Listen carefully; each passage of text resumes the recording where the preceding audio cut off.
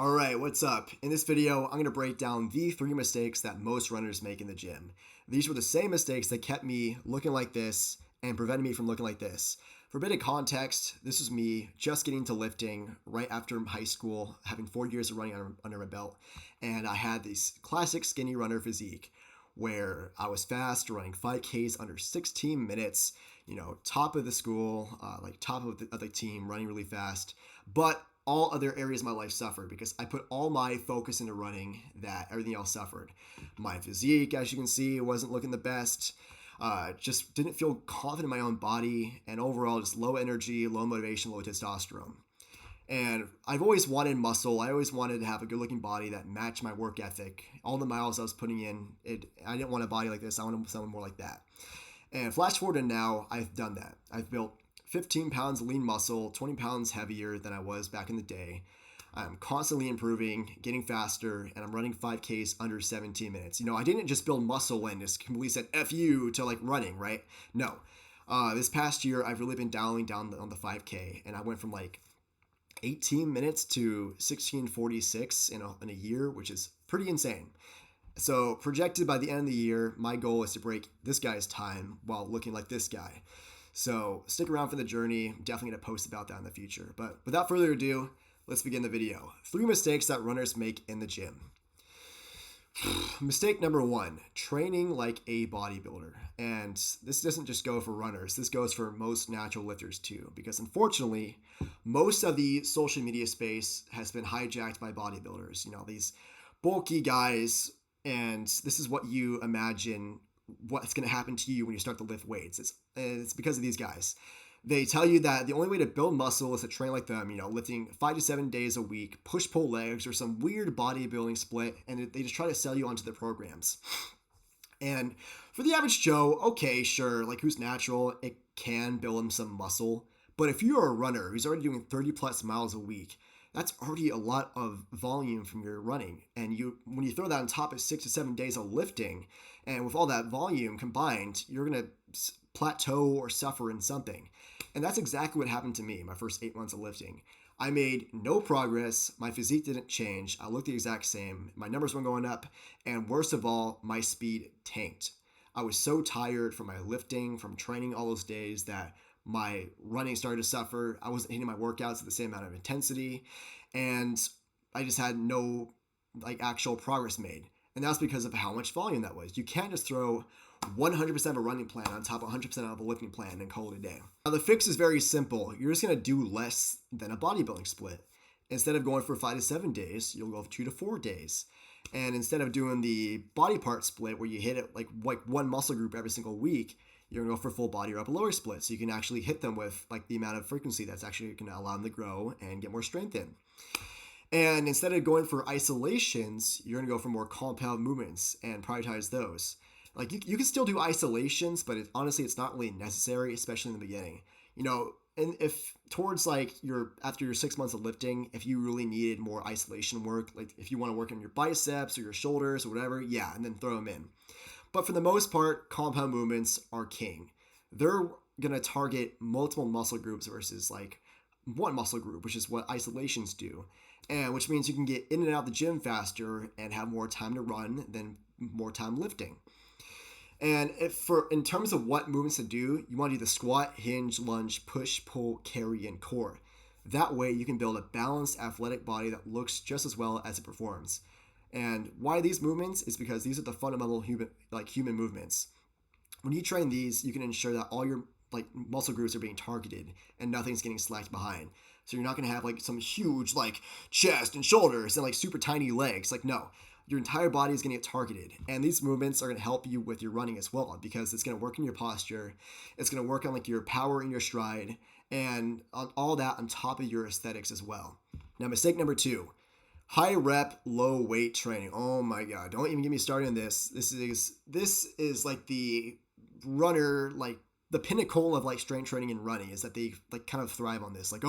You train muscular endurance because there's endurance in the, it's so stupid. I still don't get it to this day. But back in high school and college, we used to train like this and body weight, circus style training. And it just wasn't doing anything.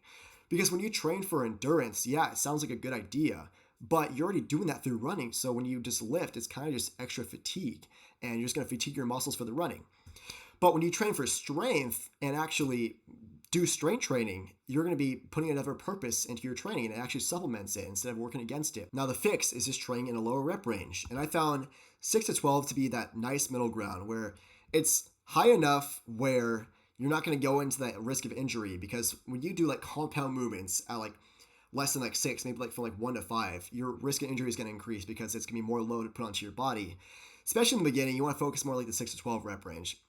And honestly, through your whole lifting career, you could probably stay in that rep range, not to worry about it, because your goal isn't to be a power lifter or to lift as much weight as possible. It's just to get stronger.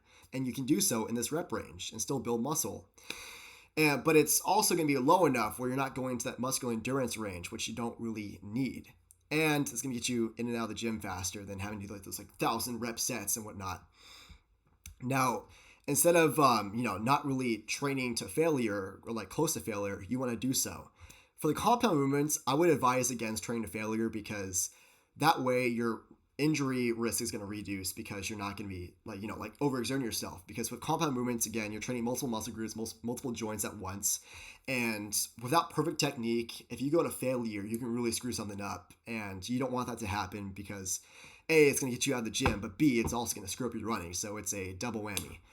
If you leave 1 to 2 reps left in the tank, though, it's going to significantly reduce that risk of injury, and you're still going to get those strength and muscle gains. For isolations, though, if you choose to do them, I do them at the end of my workouts if I have the time. Like, I'll do some like lat pull downs to work on the back, or my bicep curls, I'll do them too. You can go to failure, or like a 1 rep left in the tank. You're still kind of figuring things out.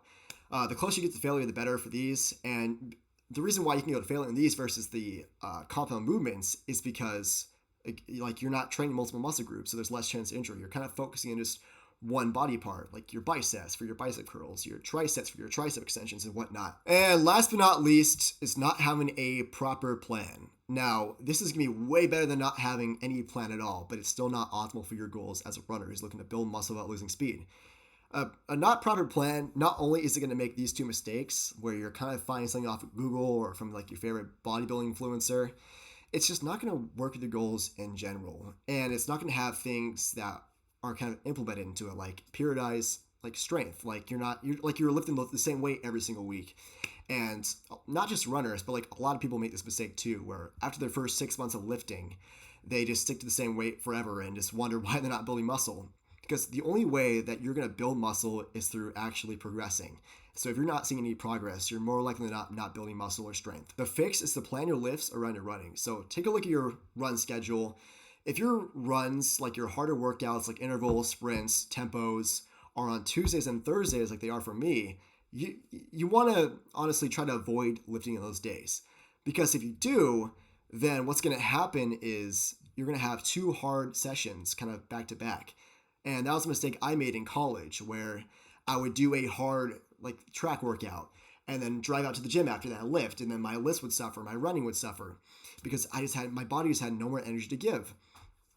And if you want to maximize both your workout sessions, you want to spread them out as much as possible. So I would recommend just lifting on your easy days and make it easy. Like Monday, Wednesday, and Friday are like my easy run days. So I lift in those days and do full body split for that. If you have to run on your hard days, at the very least, separate them by at least 4 to 6 hours. So maybe run in the AM and lift in the PM. And you also want to have a deload week every 6 weeks about, because your body is going to, it's going to feel fatigued and tired and kind of burnt out. So about every 6 weeks, I found with myself and my clients that that's kind of where like the lifts start to plateau and kind of drop down a bit. So drop the volume, drop the weight by about 50%, and then get back onto it after that. And then you want to track your lifts like your hard runs. So with your runs, you don't just do the same 800-meter workout every single week. Like you either increase the amount of 800s that you do, or you change up the workout to maybe like 1,000-meter repeats, or you make them faster. Like you don't just do the same thing, because otherwise you're just going to plateau. It's the same exact thing with lifting, except instead of distance and speed, it's going to be reps and weight. And every single week, you kind of want to increase the reps of the weight. As long as you have perfect form and you hit like the top end of the amount of reps that you want to hit in the rep scheme, then you can increase the weight the next week, and then so on and so forth.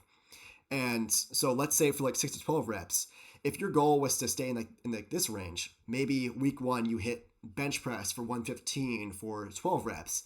The next week, maybe you'll do 120 or 125, and then you'll get like 8 to 10 reps. And then you want to keep using that weight until you get the 12 perfect reps, and then just keep repeating that over and over and over again. And you're going to keep getting stronger that way. Your bench is going to go up. Maybe you'll want to do like 6 to 8 reps or 8 to 10 reps sometimes and just change it up a bit. But that was just my example. Anyway, I hope you found this video valuable. This is definitely something that I wish I had when I was in your position, being the skinny runner that I was. But while this information is great, without action and implementation, it's completely worthless. And if you struggle with accountability, and if you need someone who's going to help you, someone who's been in your shoes, your exact position, and knows how to get from point A to point B, then click the link down below, book a call with me, and see if we can work together.